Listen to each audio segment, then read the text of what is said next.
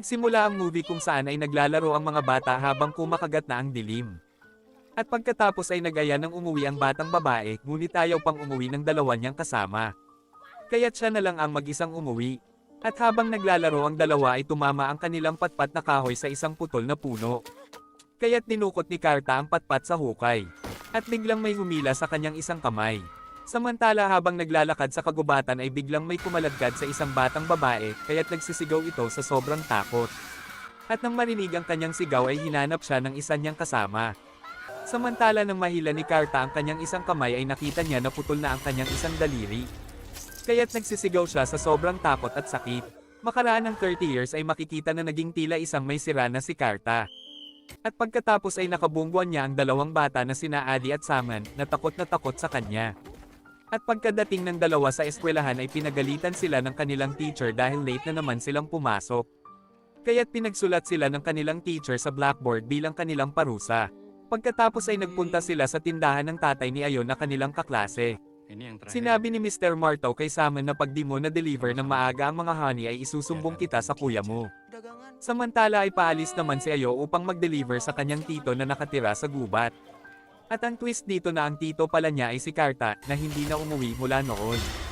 At nang ibibigay na ni Ayo ang pagkain ay tinanggihan ito ni Carta. At pagkatapos ay sinabi nito na umuwi ka na kaagad dahil gabi na, at baka may mangyari na masama sa'yo.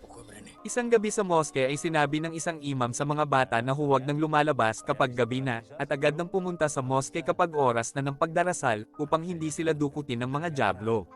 Samantala sa bahay habang pinapakain ni Saman ang kanyang lola ay bigla siyang sinupok ng kanyang kuya dahil hindi niya na-i-deliver ang mga honey. At pagkatapos siyang pagbantaan ay umalis na din ito. Kinabukasan habang papunta ng eskwelahan ay i-deliver na ni Saman ang mga honey. At dahil na late na naman sila kaya't pinarusahan na naman sila ng kanilang teacher. At kinagabihan ay sumakay sila sa isang van upang manood ng movie sa bayan. Pagkatapos ay biglang ipinakita si Carta na takot na nagpunta sa burol dahil nakaramdam siya ng kakaibang hangin sa kagubatan. At pagtingin niya sa kalangitan ay nakita niya na kulay pula ito na katulad ng siyam na nangyari nung 30 years ago.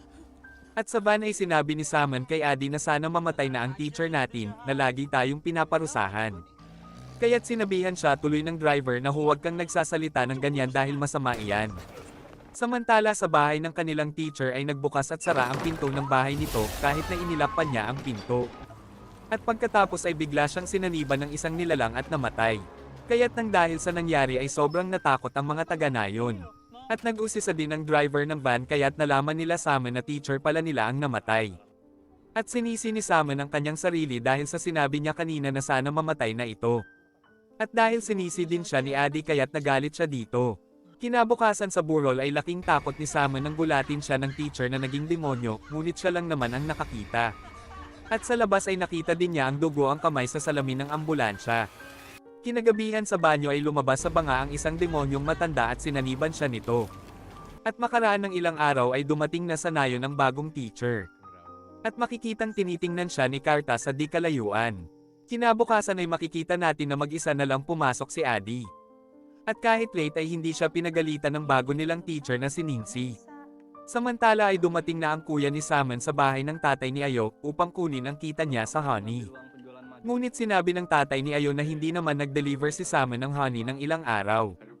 Kaya't pag-uwi ay sinaktan niya si Saman, at dahil may sanib si Saman, kaya't lumabas at nagpakita sa kanyang kuya ang demonyong sumanib sa kanya. At pagkatapos ay sinaksak ni Saman ng ilang ulit ang kanyang kuya. At pinagpapatay din niya ang mga alagang manok ng tatay ni Ayo nang malaman niya na nagreklamo ito dahil hindi siya nag-deliver ng mga honey. At pinaglalagay niya ang mga dugo ng manok sa bote ng honey at ibinigay niya ito sa tatay ni Ayo. Kaya't laking takot ng mag-ama sa kanilang nakita. At sa eskwelahan ay takot si Ayo nang makita niya ang multo ng kanilang namatay na teacher.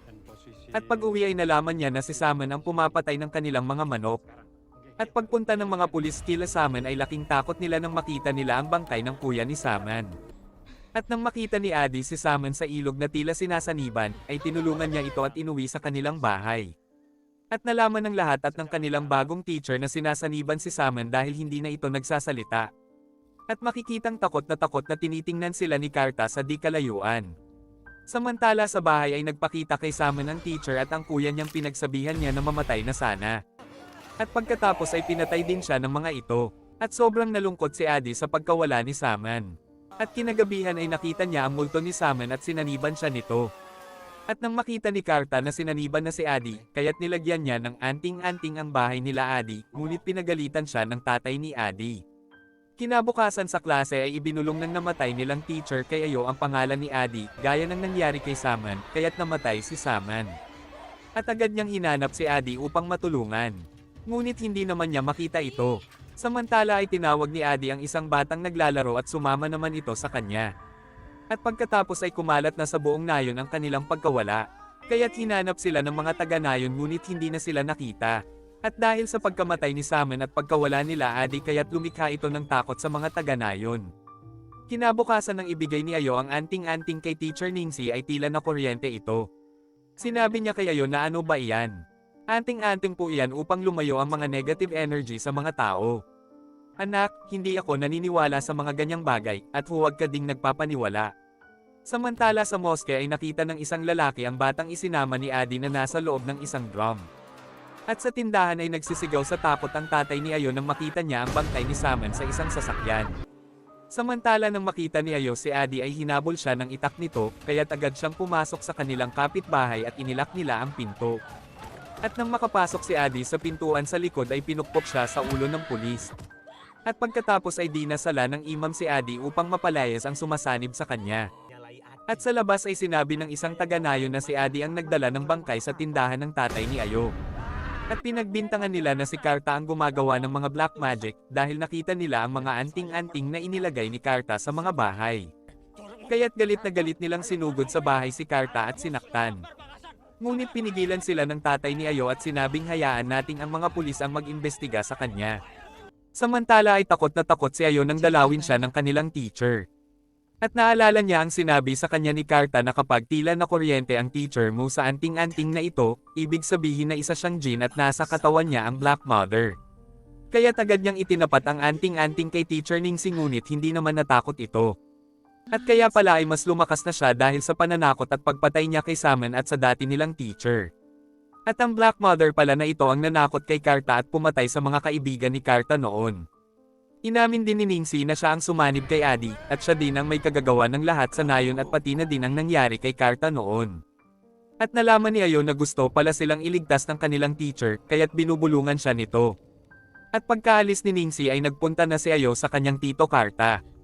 At sinabi niya dito na umamin na sa akin si Teacher Ningxi, at kailangan nating iligtas si Adi dahil papatayin niya ito. Pagkatapos ay ipinakita noong patayin ng Black Mother sa harapan ni Karta ang kanyang mga kaibigan. At dahil dito ay inakala ng mga taga-nayon na si Karta ang may kagagawa ng mga pagpatay. At sa kasalukuyan ay sinusunog na ni Karta ang putol na puno kung nasaan ang Black Mother. Samantala ay nakita ni Ayo na papatayin na ng Black Mother si Adi ay biglang nanghina na ito. At kaya pala ay nagdasal si Karta ng azaan o isang sagradong dasal. Kaya't nang dahil dito ay nailigtas na nila si Adi. Ngunit hindi pa din nagtapos dito ang istorya ng Black Mother. Dahil sa huli ay ipinakita na naman na may tinatakot itong isang batang lalaki sa daan.